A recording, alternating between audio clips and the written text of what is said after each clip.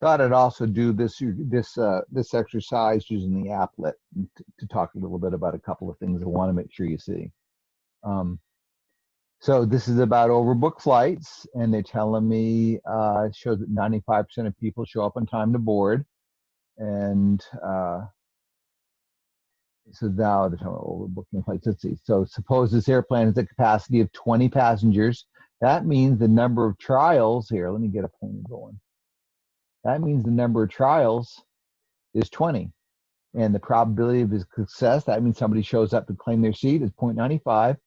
And we want to know what the probability that exactly 20 will show up. So I'm going to change this to 20, exactly 20. The flight's full, there's no empty seats. We'll click calculate, and that's going to be the probability right there, exactly. It's exactly, they even use the word exactly here. It's the equal to one, so that's the answer for A. What's the probability of exactly 19? Well, that's exactly the same, except we're going to change this to 19. And there's that answer. Now, what's the probability they will have at least one empty seat?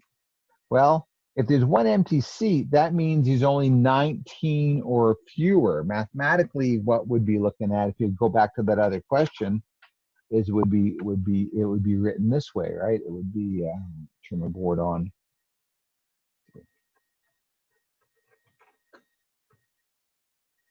Come on, there we go. Mathematically, what we'd see x is less than or equal to 19. That would give one empty seat, or at least one empty seat, right? So what we'll do to get that answer is we actually already have it on this applet, is less than or equal to 19 is going to be that. So there's a 64.2% chance that at least one empty seat will be there. Okay. Then what if only, now here comes the other part about this. See where it says if only 17 people show up, would that be considered unusually low? If you come back, I'm sure you've done the reading. I hope you've done the reading.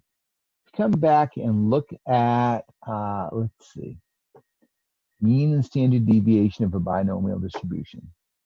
If you've looked at this, oh, well, this is just z-score, and if something's more than two standard deviations away from the mean, well, then you can consider it unusual. But a lot of people overlook this. This has to be true.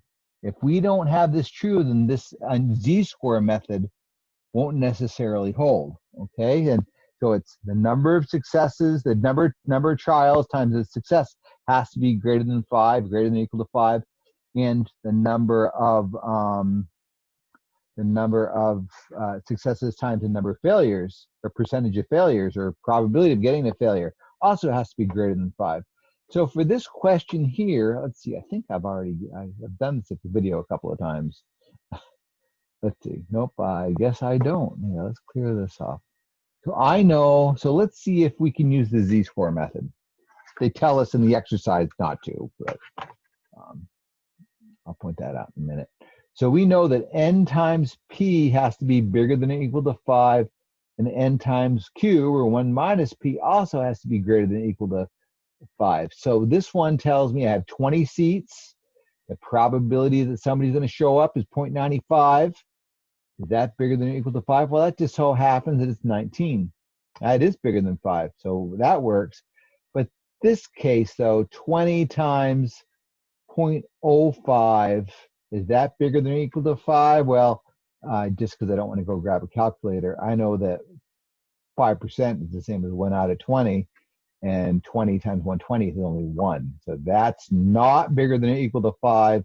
I shouldn't be using the z-score method. And now you're probably asking why. Well, let's go back and take a look at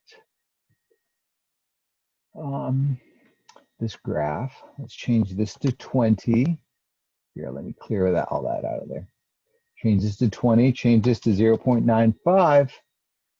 You see how we don't have a normal distribution? It isn't symmetric. In fact, it's very skewed left. Okay, so that's why we can't use the mean, the two standard deviation measure, because we shouldn't be using a mean and a standard deviation to talk about a skewed distribution, right? Especially something this skewed. Okay, we'd have to would have to use something else. Because this isn't discrete data, I don't know if we'd want to go to the, I mean, we could, I guess, we can come up with some estimate of finding a 5-number summary, find the IQR and do that. But there's easier ways to do it. And so what I want to point out to you is in this exercise, let's see, let me put it down and come back up. In this exercise, it says, use the criteria that a number is unusually low if the probability of it happening is less than 5%.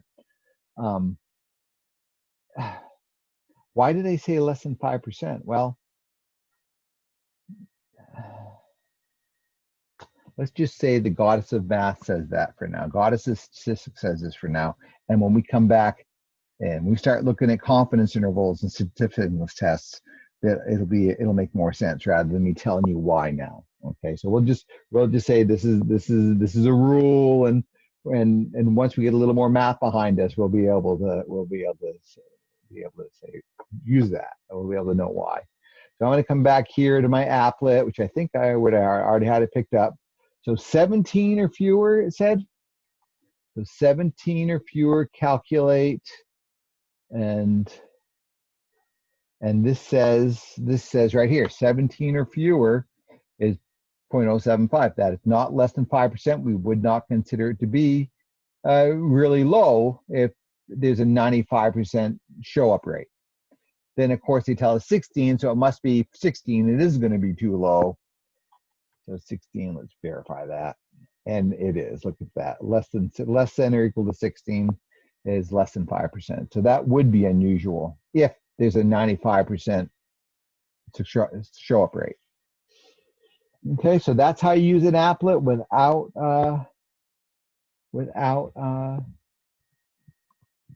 doing too much work. I mean, the problem is not doing too much work. Okay, remember this method.